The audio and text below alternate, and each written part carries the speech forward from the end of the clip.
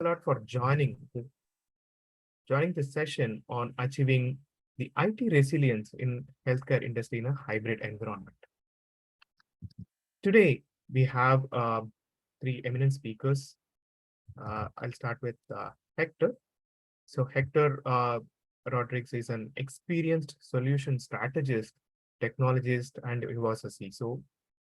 He has over 25 years in for experience in the healthcare industry with provider, health plan, and life sciences organization.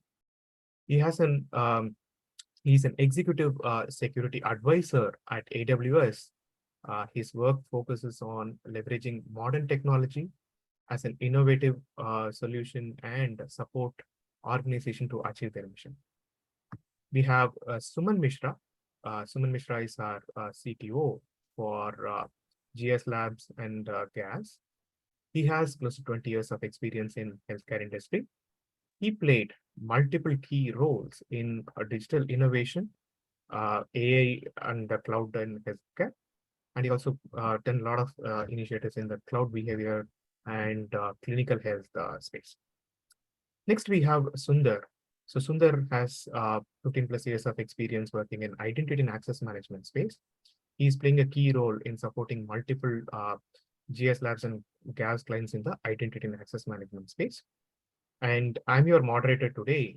This is Kannan Srinivasan, and I'm the head for cybersecurity for GS Labs and GAS. Yeah, let's start with the whole question. Are you discussing cyber resilience at the board meeting? Right. I would like to hear from the audience on whether you discuss about the cyber resilience at the board meetings. This is a 30-minute, 30 seconds to answer.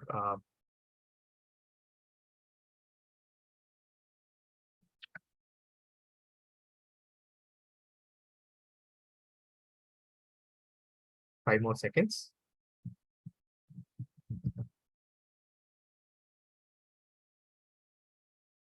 Yeah.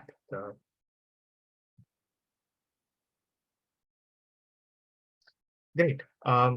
So it's really nice to know that many of you are discussing about the cyber resilience at the board meeting, because the cyber resilience, right? Like, I mean, as part of the enterprise resilience, you definitely have to factor in information risk in addition to strategic, financial, and operational risk. So cybersecurity or the cyber resilience, it's like organizations, whether you are able to enable the business accelerator by responding and recovering to a cyber threats. A cyber resilient organization can adapt to all the unknown, crises, threats, and adversaries. They come in and face the challenges. So that way, it will help to achieve the organization's key missions.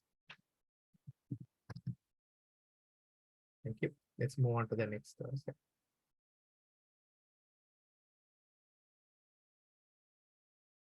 Let's talk about cyber resilience, what it is all about, and then I'll hand it over to the speakers.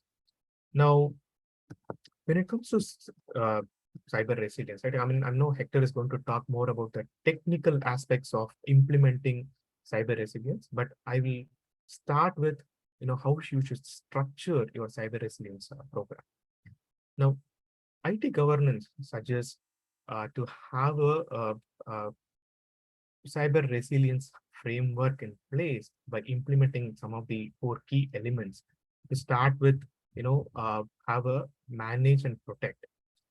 This is the first thing that you need to take care of. It involves having a good defenses in place, proactively identifying some of the threats in the organization, doing a good risk assessment. So that way you will have a good security program in place, have policies to address cyber risk, have a good identity and access management control in place. You train your employees and make sure they are aware of identifying some of the threats. And last but not the least, have a good physical and logical security in place.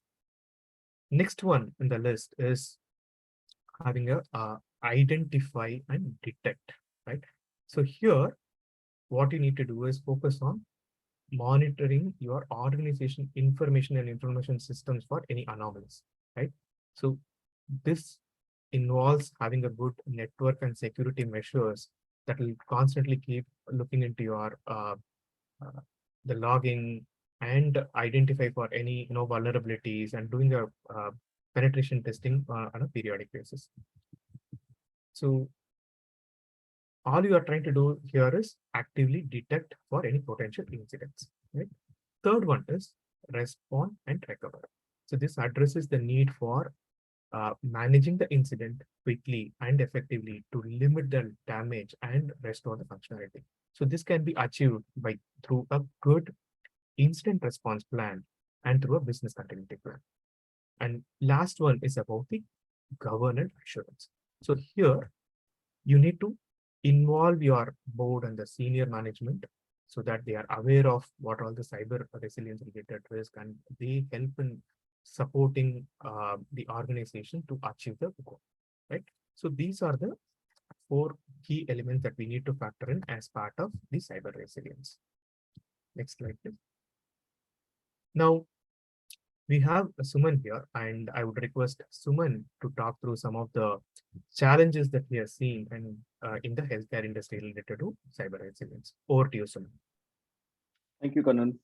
This is a very important topic, and I'm glad to be here. Good morning, good afternoon, everyone.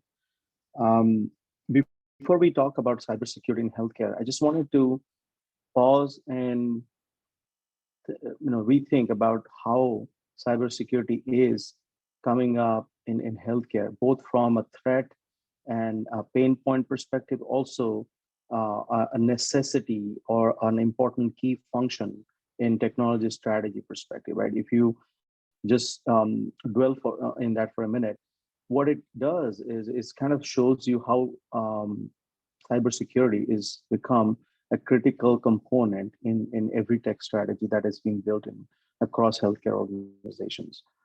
You have heard recent breaches in different organizations, ransomware attacks, phishing attacks. We'll talk a little more about that, but I think I wanted to emphasize that as we started getting into electronic health record systems, which is mandated by the CMS and others, um, organizations have started using it.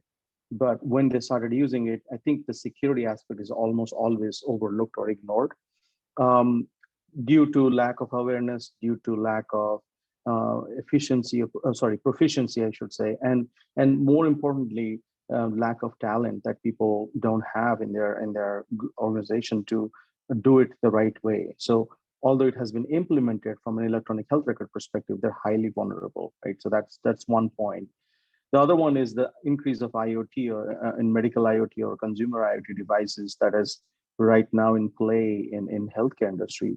What it does, it creates so many um, vulnerable situations that this it depends on how important that edge network is and how secure it is for us to make sure that that data that our data and our network is not breached through them. There was one example. I was going to one of the conferences in Las Vegas. One of the casinos was actually attacked through a tiny IoT bulb that was in a fish aquarium somewhere in that premises. And that's how bad it can be. So IoT and edge device security is one of the key areas where, as we talk about remote patient monitoring and getting into healthcare, that becomes of ultimate importance, that they need to be secured, they need to be managed, they need to be governed as well. The last one is the number of users. I think in healthcare, if everybody is part of that discussion, would know that it has now doubled or tripled in terms of now consumers are becoming the heavy users. Earlier, it used to be all providers and health systems. Now consumers are coming into the mix. They're becoming part of the ecosystem. And COVID has amplified it so much that now we are getting into a very big user base and tracking every single user and the security aspects of them using certain IoT devices or mobile devices is almost impossible, if not impossible, right? And then the distributed data system comes in play as well. Like when you go for any third-party software solution that is hosted somewhere, you don't know where it is hosted. You don't even know it is hosted in the US or some other country, and what security is being provided to the member data. That is the crucial piece that every health system cares about. So those are very big and very important topics that I think I wanted to highlight when we talk about healthcare and cybersecurity in general, right? But when you look into the three icons down below, they kind of tell you why it is happening in a multiple different ways. So just wanted to give you that perspective before we move to the next slide, that cybersecurity in healthcare is not only important, but almost can never be an afterthought, right? So here, again, I won't go through each one of the pictures or diagrams, but wanted to let the audience scan through this and understand what we are showing you here is actually happening in real life. So ransomware attacks have gone up, like 400 ransomware attacks happened in a period of in a year or so. 700% increase in phishing attacks happening. Every single time we go through a compliance or risk training, phishing is a primary thing that every organization must implement, because that is where organizations get attacked. It's easy to attack through a phishing technique. And then data breach is we almost always hear about these, but when you hear a healthcare data breach, we all should be very concerned, because there are a lot of nuances that come with the data breach for healthcare data than the financial data. And I'll talk about that in a minute. But if you look down on those below icons on the targeted data, what hackers typically go after? It's mostly about the PII, personally identifiable data, personal health information, or protected health information, I should say, some payment information, but sometimes it leads to intellectual theft, IP theft as well.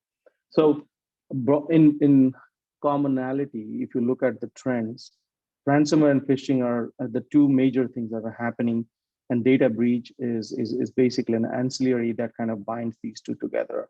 So it's very concerning as you go through cybersecurity and resiliency in healthcare domain. So going to the next, I think when you look into the data, right, the next slide, you will see why hackers choose healthcare data over any other data. It is because it's immensely valuable, and I'll quantify that. An example is when you look into any health record, it has a member's personal identifiable information, like where the member lives and all this good stuff in which hospital he or she goes to, but also what condition that person has, what kind of chronic conditions that person goes through, and all of that is recorded. Once you get access to that data, you cannot undo it, because if it was a credit card information, you could just change the credit card number and it goes away. But if it's a health data, it is almost impossible to erase that from the system who got access to this, or the hacker who got access to that data. So that's one important thing, and multiple lawsuits could follow after that. The legacy systems makes it more vulnerable. I would say 70 to 80% of health systems are legacy systems. They are not on cloud. Most of them are not patched regularly, and most of them are actually not up to date in terms of their operating systems and whatnot. So that creates a very easy target for those systems to be attacked by the hackers and get access to this immensely valuable data.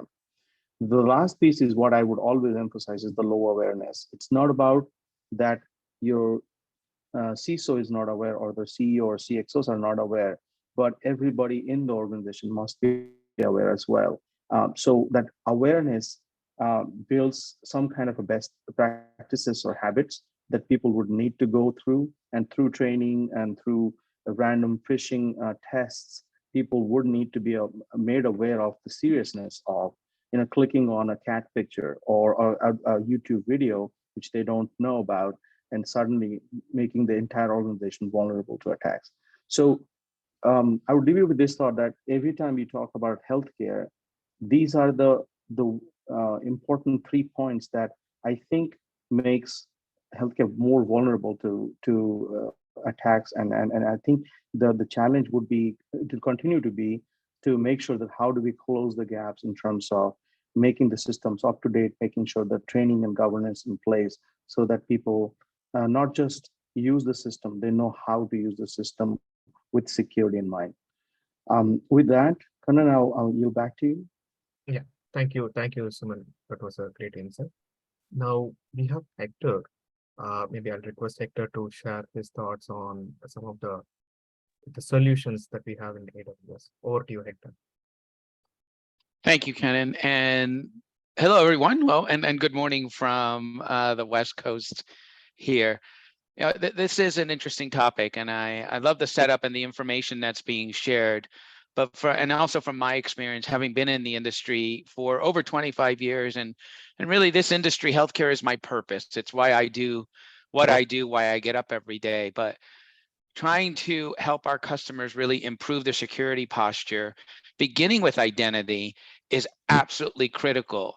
And it's critical across the hybrid of on-prem and cloud computing, because that is the end state today in technology. Healthcare will never go back to just on-prem, and it may never be 100% cloud. It is in the hybrid. We're still going to have bedside systems. We're still going to have home health devices, and we're going to have data flowing back and forth. And so it's really critical that we look at this much more holistically, which is what we're doing here at AWS. And as I've been working on this for the last 2 years or more here at AWS, what we've realized is that ransomware isn't the only problem we face. It's called enterprise resilience, or a lack of resilience. And the more resilient we become, the better off we're able to respond to both human-made disasters like ransomware and natural disasters. And resilience modeling, and when you look at this mind map, it's a very high-level mind map. It has multiple components, and I'll talk about a few of them and how we're solutioning around that here at AWS. But it does include people. People are, we always hear from CISOs, and I used to be a CISO, you're trained to say people are our biggest risk. Actually, people are our first line of defense also. And so making people more resilient and teaching them how to make their identity more resilient is critical. But it includes data, cyber devices, as has been mentioned, the apps themselves, the supply chain. We saw supply chain and lack of resilience in the supply chain during the pandemic become a real issue. And then financial resilience. Attackers really want to be paid, and they know that healthcare data is very valuable, as Suman said. But more importantly, what happens in a hospital. I just got off a call with a very large healthcare organization this morning, and they are trying to create a much more resilient identity capability and application environment as they move their organization to the cloud and to this hybrid, because of the financial impact that any of these events have. The one last thing I'll leave you on this slide before I move ahead is what we're really combating here now is downtime overall. And we've had reports, we've spoken with vendors, we've spoken with organizations that tell us they are really suffering from an increase in downtime. And unfortunately, when downtime increases, particularly in a hospital, but in any healthcare organization, it has a direct effect on our ability to take care of a healthcare consumer, of a patient, of a member, of a clinical trial participant. And in the UK, there was a report that was released earlier this year that found there was a direct correlation between an increase in hospital mortality rates when ransomware attacks increase. So we got to keep that in mind. That's our purpose. That's why we're doing this. And we need to focus on better solutions for these challenges. So next slide, please. And I'm just going to take a look at a few areas where we're focused. At AWS, one of the things that we're able to do, and I always tell our customers and our partners this, we hear the phrase a lot, do more with less. That phrase is actually wrong. It's do more with more. We have over 200 services at AWS. Those services include hundreds of configurable security features and capabilities. So we're bringing this myriad of capabilities to the table that are available at very low cost. So where the less comes in, it's at less cost, and sometimes it's at no cost. But that opens the door for us to be more innovative, to be more modern, and to actually just fail fast and release some of these solutions even faster. And one of the services that I've worked with is called our Elastic Disaster Recovery Service. And this says it right at the top in these 2 bullet points, top 2 bullet points on the left-hand side. It's designed to minimize downtime and data loss. That is a critical factor in what we're trying to do in healthcare. And it needs to be fast, it needs to be reliable. It needs to back up your data on time.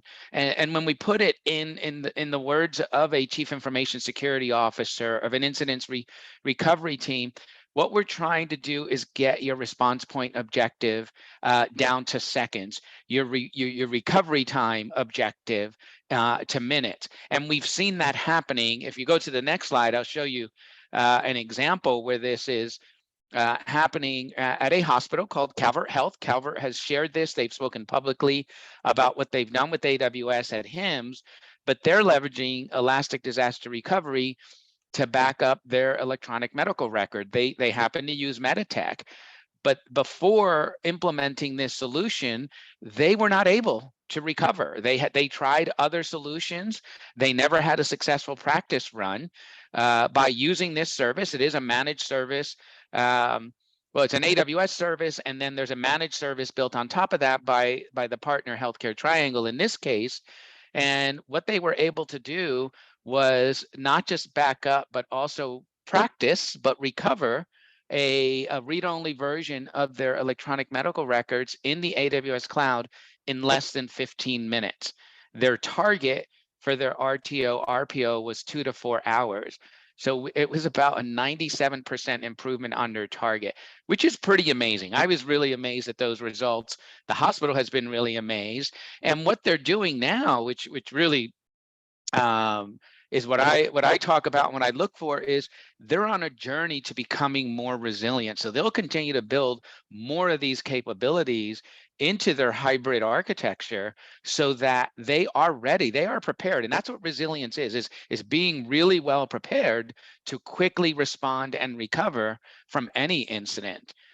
And we'll move on to the next slide. Another key component of this ability to be resilient is making sure that your applications are resilient. So at AWS last year, we released a solution called Resilience Hub, the AWS Resilience Hub, and that's helping you take an inventory of your applications, but then at each application, define the appropriate level of RTO and RPO for each application, but then test that.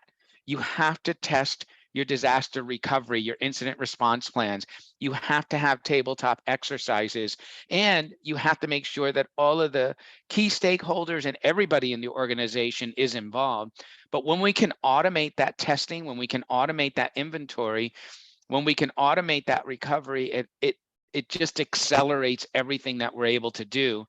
One of the other things that I'll point out about these applications that are moving towards resilience and risk management is the ability to develop a score. So Resilience Hub will develop a resilience score. And basically that score is just saying, this is how resilient we believe your architecture is at this point in time. And this is where there are areas for improvement.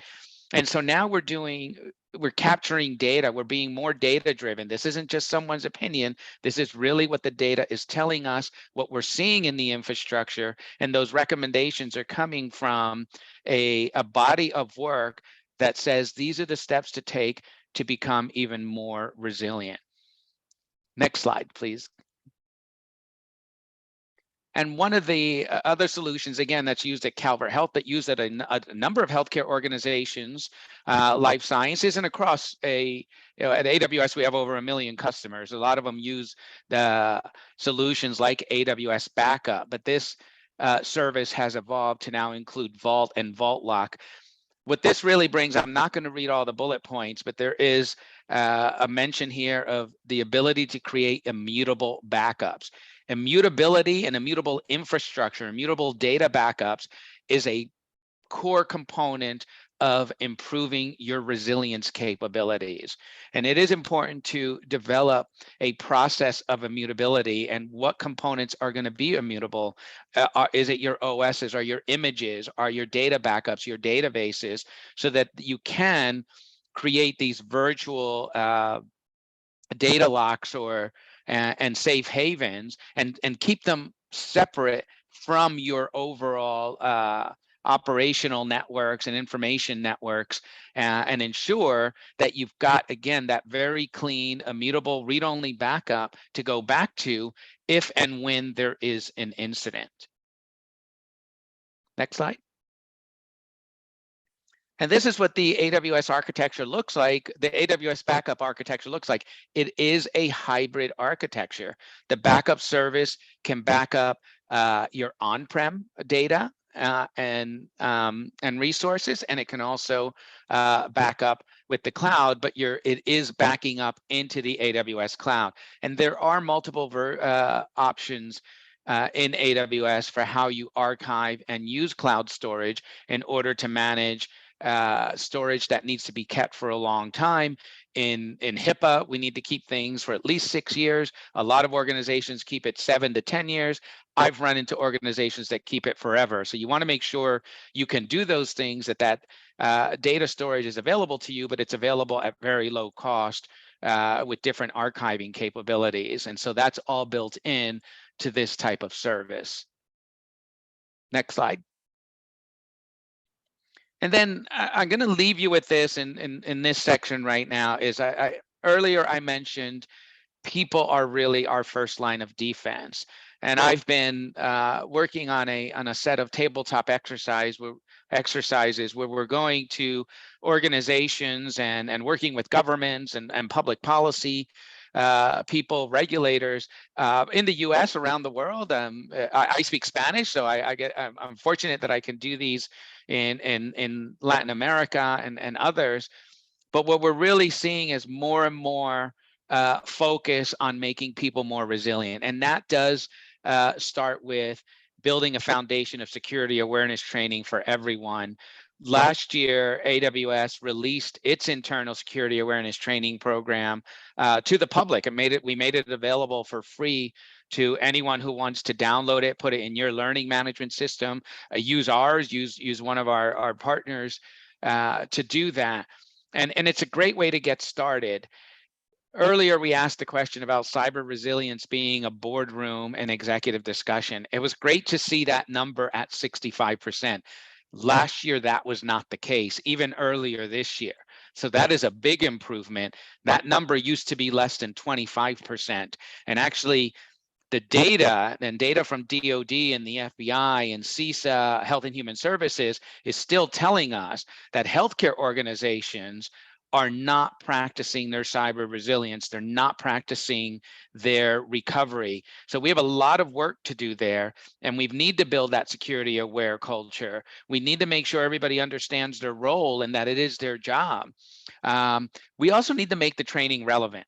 One of the other experiences we've had is that when there are social engineering or phishing exercises performed in a hospital or a healthcare organization, we see the failure rate at different levels based on roles. And that's because not everybody, particularly in a hospital, when you're a caregiver, you don't spend all your time in front of a computer. You're in front of a patient. So we've got to make sure that training is relevant, role relevant, and very real and really behavior based. And not punitive. I've seen punitive training in place. Don't do that, but really make it a real experience where people can learn from it and continue to evolve. And so we have to operationalize security awareness, not just once a year training, but build it into the way we work. And the last bullet point on here is really critical. And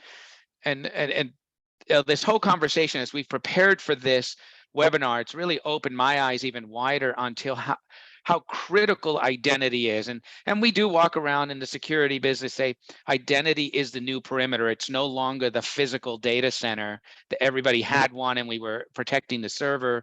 We've got to protect identity. We've got to protect digital identities. And I do appreciate the NIST guidelines on on modern practices for identity proofing, for authentication, the use of authenticators, the use of federation. People need to understand that they take control of their identity, and it is their job to protect their identity. And that doesn't mean just not using easy passwords or sharing passwords. That means using authenticators or multi-factor authentication, knowing when, where, what, why they're doing, and asking questions, particularly if they get access to something they know they shouldn't have access to. So again, that's all part of training, all part of making people more resilient, and giving them the ability to do the work that they need to do, but ensuring that you continue to improve your organization's overall security posture. Back to you, Kenan. Thank you so much, Hector, for your great insights. Now, I want to pick one of the key areas, right, uh, where I would like to hear from Sundar in terms of like what are all the challenges that he has seen in the identity and access management space. Over to you, Sundar. Like, I mean, we would like to hear from you on some of the challenges that you have seen, especially from the identity and access management that is going to impact the cyber resilience. Over to you, please. Sure. Thanks, everyone. And based on the last few minutes of discussion from Kanan on cyber resilience and Suman on healthcare, and also from Hector on AWS, how to improve the security on this healthcare posture, we heard that identity is at the center of pain, and identity plays the major role in improvising the security. So that's where we need to secure the identity from end-to-end space so that we could improvise the security of all the infrastructure. That's where the concept of improvising the identity-centric approach is coming into place. For that, we need to implement a comprehensive access management into the system. What is comprehensive access management? When we say comprehensive access management, when the identity is secured end to end in all the angles of security perspectives, we could consider that access comprehensive access management. To consider identity is covered with comprehensive access management, it should have some basic controls like identity and access management, privileged access management, and single sign-on, MFA, adaptive authentication, and mobile device management. And it is not very strict that these controls will ensure that the environment is secured with comprehensive access management. It differs from multiple infrastructures or the sizing of the infrastructures. We need to have a complete assessment on how to make the infrastructure as a comprehensive access management, right? So it is not a standard template. I could say that when we implement all these controls in a place, the environment or the infrastructure will become a comprehensive one, but it depends totally on how the infrastructure is. We need to have a complete assessment and say, and develop a model to make that environment a comprehensive one.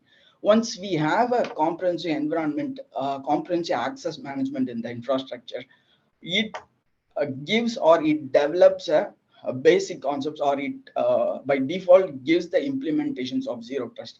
When I say zero trust, the comprehensive access management will provide explicit verification of the infrastructures, and it will ensure the least privilege access, and it will assume breach.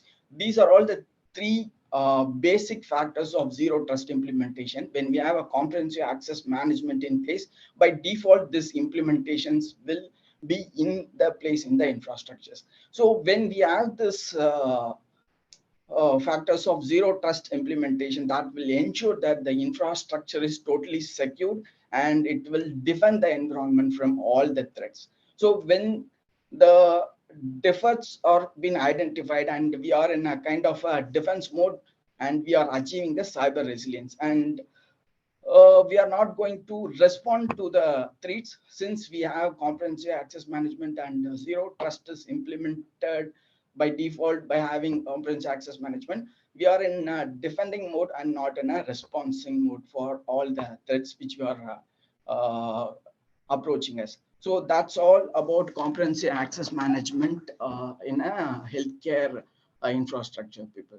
So I would like to cover, yeah, go ahead. Thanks, Sundar. Thank you so much. And what you would also like to hear from the audience is whether they have a robust identity and access management or a comprehensive access management solution that is there in place in their current organization. You have four choices: yes, no, partially, and greenfield. So we would like to hear from you all in terms of like, I mean, whether do you have a comprehensive identity and access management solution in your organization?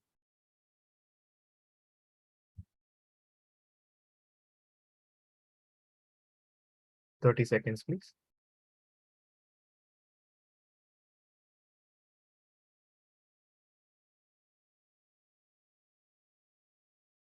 Yeah. So as expected, like, I mean, what we have from my experience and what we have seen is very few organizations, they have implemented all these solutions, like, that, and that is working in a seamless way. We have seen uh, either you have the identity and access management solution in place, but you don't have a privilege access management to keep track of what are the activities performed by your admins, and there is no seamless integration between the MFA and your access management solution. So this is definitely one area of improvement, and maybe I would like to hear from Hector in terms of like, I mean, what are all the solutions that are there in AWS that will help to improve or to have a very good comprehensive access management solution. Over to you, Hector. Yeah, it's an interesting poll and an interesting response, because that concept of comprehensive is difficult to nail down. I've never seen 100% solution in about anything, right? We can't be 100% ransomware proof. That doesn't really exist. What we can do is get very close to 100% as possible. And that's extremely aspirational in what we're working on. And that takes a number of components in order to do that. We talk about security being multi-layered, defense in depth. That's exactly what we mean. It is going to have multiple components. There is no single vendor solution. I mean, as good as Active Directory or Okta or Ping or other identity management services are, they can't do what we're trying to do in healthcare on their own. They have to be interoperable and integrate and handle different security certificates and capabilities in order to truly do that. So at AWS, when you're working in the AWS cloud, we do have a very solid identity access management service called AWS IAM. It supports SSO. You definitely want to put that in place. It's a must-have. It's just a part of the cloud. It's one of the free services, but it does allow you to create policies and groups and role-based security, and really segment and separate the duties that are aligned with those identities. We also have a solution called Amazon Cognito, which is really for application-based security, but Cognito did introduce the ability for adaptive and risk-based authorization, which is a newer topic, a newer part of the conversation.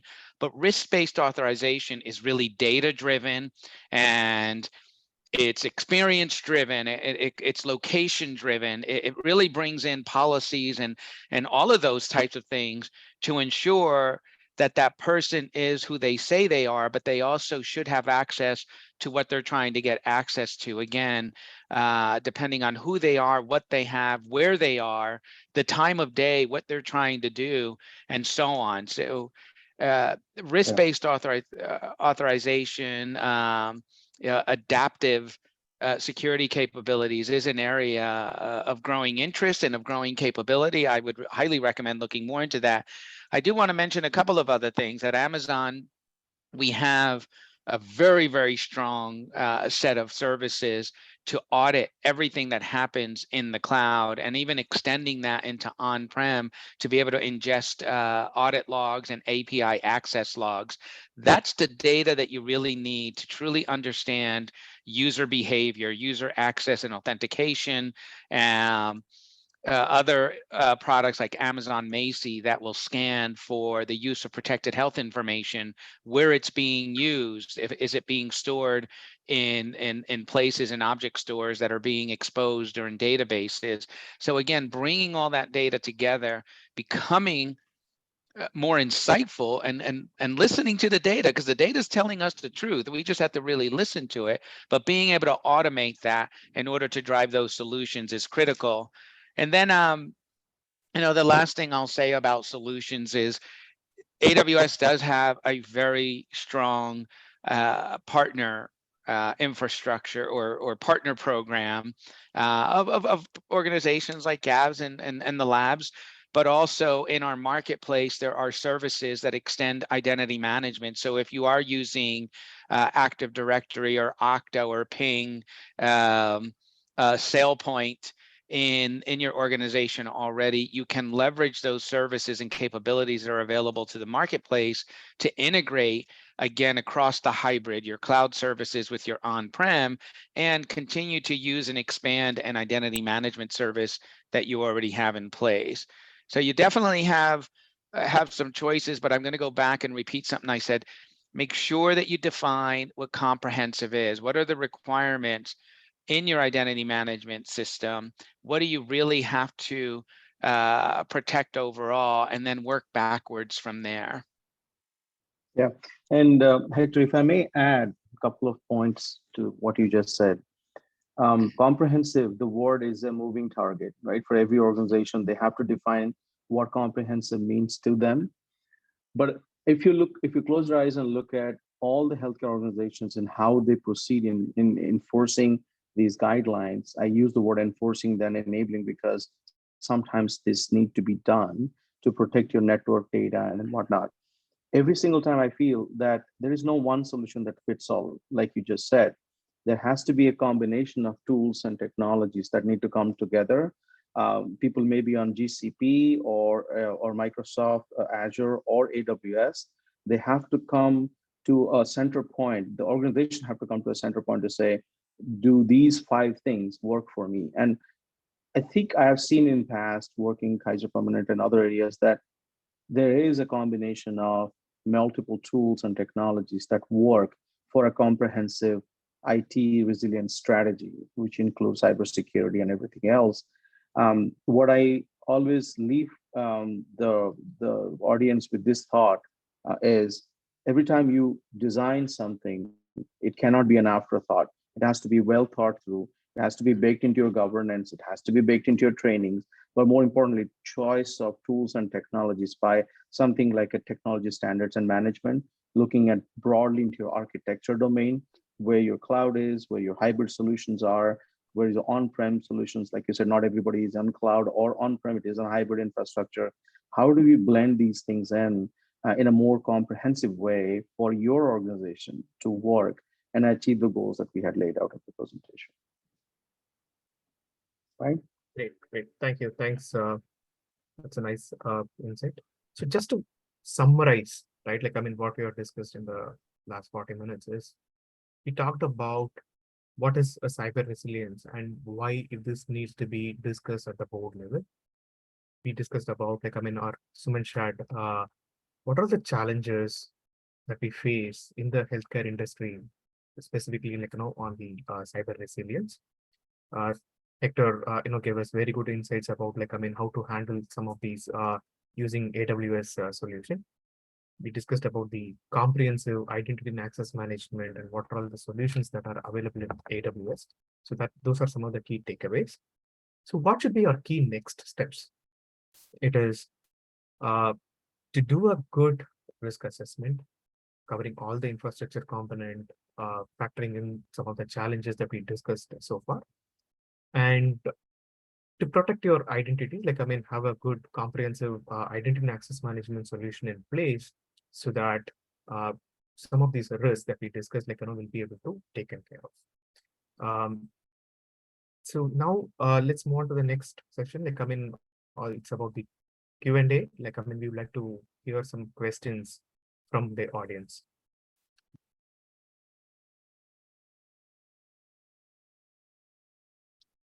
First question, and it's to you, Hector.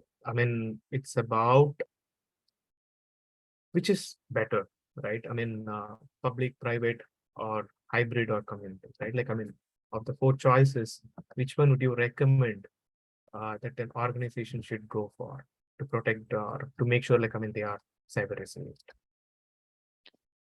Well, yeah, we're talking about having a comprehensive plan, and what it really means is you're not going to make a single choice. You have to be prepared for how industry is evolving, how these ecosystems in healthcare are truly evolving. And we're not going to be able to deliver the type of care, telemedicine, devices, home health monitoring, really data-driven type of capabilities if we try and do everything on-prem. So the on-prem model that we've seen in healthcare over the 30 plus, the last 30 plus, it's actually more than that now. I've been working longer than that, years is history. And modern technology today, we call it cloud computing. In the future, we're going to see different things. We're seeing satellite technologies and space technologies that are coming into play now. And the reality is we have to be ready for that hybrid. So as I said earlier, and I'll repeat it again, the hybrid is the end state. What we don't know is what that end state is really going to look like. But what we can do, and Suman was talking about this, is really prepare really well. Make sure security is part of everything we do, and it should be the first thing we do. At AWS, we use the phrase, security is our top priority. It really is. Every time I do something, we mentioned Kaiser earlier. The Kaiser executive leadership team, before they make a decision, they always ask themselves, is this better for our patients? I ask myself, is this better for our security posture? Are we really improving our customer security posture so that they can live their mission, so that they can be better for their patients and their community?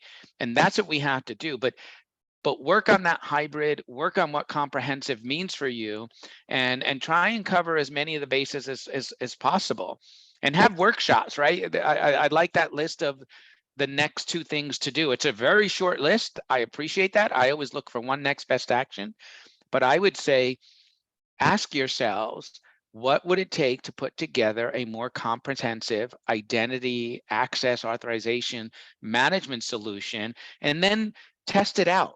What would you do if your identity management system went down that day? Does everybody come into the office and panic, or is everybody prepared to go to an alternative solution so that you can continue to provide access to the data and the applications that people need to do their work? Great, thank you. Thanks, Hector. That was a good response. And next question, it's about Suman, it's for you. From the healthcare industry, uh, what are all the key risks that they should factor in uh, to ensure they'll be able to achieve a good cyber resilience?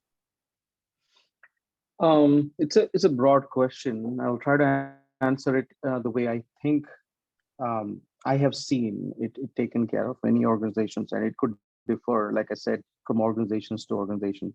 But if I were to looking at broader security posture from an organization standpoint with the healthcare in mind, the first one is going to be data, right? So the data is something that is for the patient, by the patient, and to the patient, right? So it needs to be protected at all times. Data security and data information security is the utmost importance for any organization. So let it be in a private cloud, public cloud, or even a hybrid cloud setting, data security has to be bubbled up as number one in my mind for any organization to act on. Right? That's just one. And there are various methods. I won't go in detail, but making sure that is looked at first is probably the one I would highlight. The second one would be the network security, which is again in those settings, private, public, and hybrid cloud setting.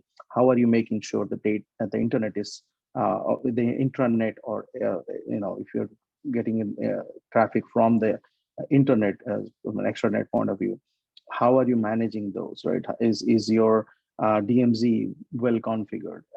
Have you gotten and looked into the IoT and edge network that I was talking about in the beginning? And how is that connecting and factoring into your network security? That is That's the second important thing that organizations need to pay attention to. So some effort, funding, and governance need to be in that place, right? So data security, network security. And the third and most important thing is the awareness of, and I always emphasize this, is because you can be as secure as you think you are unless somebody makes a big mistake, and those big mistakes can be done through clicks, and it is as simple as that. So how do you make your organization aware about those the importance of identity and access management, edge security, cloud security?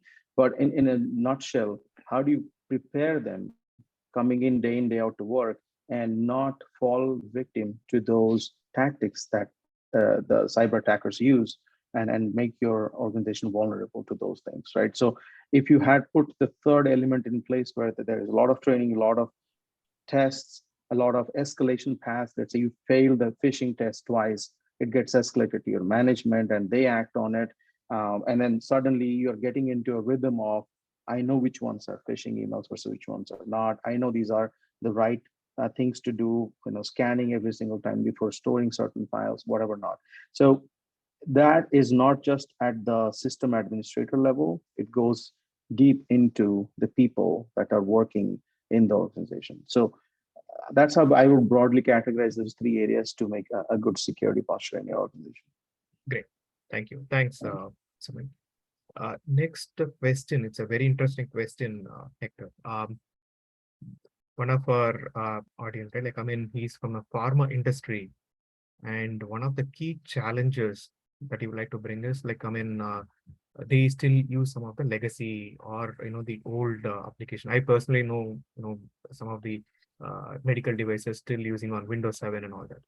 So is there a solution in AWS that will help to prevent, or any vulnerabilities that is there in these old the legacy systems? Yes, and that's a well-known problem that's actually been difficult to solve. Again, this is a great example of, do I have 100% solution, or can I get very close? And what we're seeing more are partners and organizations using AWS cloud, AWS services, and then building managed services on top of that to be able to protect those devices. So that concept of protect the device, protect the data, protect the network, protect the app, and the identity starts to really come in order to be able to do that. So the point on these medical devices correctly is, you can't change the OS, you can't patch it, you can't make other changes. Sometimes you can't install agents because there could be regulatory reasons, there could be a number of other reasons. You may not even be able to access the kernel level of that device. So what you have to do is start to surround the device with more protective and detective capabilities in order to make it more resilient, using network segmentation and isolation. So in AWS, we do provide those capabilities at the networking level.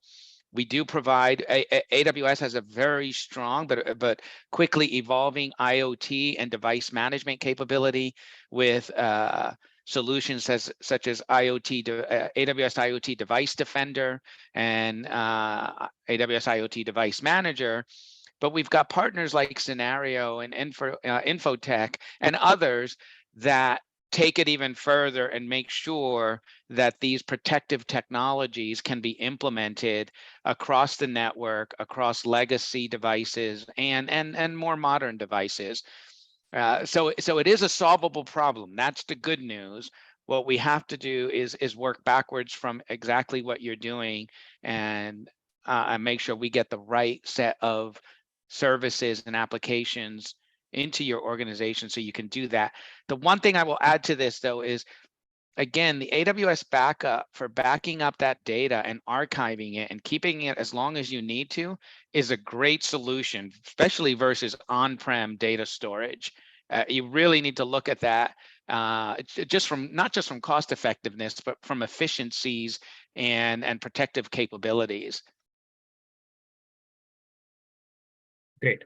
And next question is also to you, Hector. Like, I mean, this is about, do we have a well-defined cyber incident response plans and resiliency, playbook available in AWS? We do. So, and a lot of this information can be found on the AWS public website. If you go to our AWS Security and Compliance page, just search that, Google it, AWS Security and Compliance. It'll take you right to that URL. But incident response is obviously a key area for us. We also, once you're using the AWS services, you do have access to our incident response teams. We call it zip line. Some people call it a DART team or whatever it is, but those types of resources are there. It's a really good point. Use your vendors. They're really good at this. Vendors like AWS and everyone else, we are prepared to help you respond. But other things that we're doing are, we are holding incident response tabletop exercises that we can do with your organization to really make this real, make this specific to what your organization needs. We do follow the NIST cybersecurity framework and incident response process, but we will show you exactly which services we use in each of those pillars or phases of the response process. It's actually a set of activities and services and capabilities that have become very popular across our customers and partners. And I would, again, really appreciate that question and really would implore everyone to have a look at that and learn from what's going on and what different organizations are doing across the globe and across different technologies, because that is an area where we have to put more focus as an industry, is in being really well prepared for incident response. Yeah, and the next question is Suman, to you and Hector. All right. What are the challenges based on your interaction with your various healthcare clients? What are the challenges that you see in adopting cloud and making sure, like, I mean, they are cyber resilient, right? So Yeah. that's the key next question.